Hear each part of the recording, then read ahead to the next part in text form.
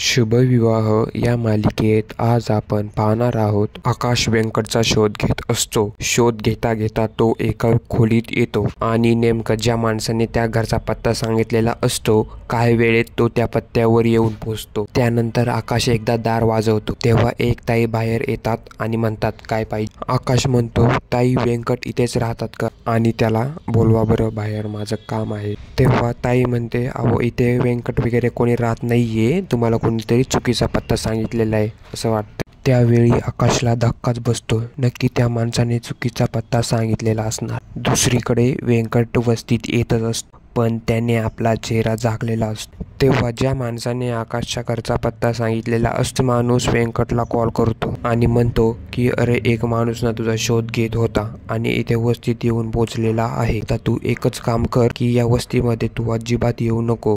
तेव्हा व्यंकट ठीक आहे असं म्हणतो, पण पुढील भागामध्ये आपल्याला पाहायला मिळणार रागिणीचं सत्य आकाशसमोर कशा प्रकारे येणार। अशीच अपडेट जाणून घेण्यासाठी चॅनलला लाईक, शेअर आणि सबस्क्राईब नक्की करा।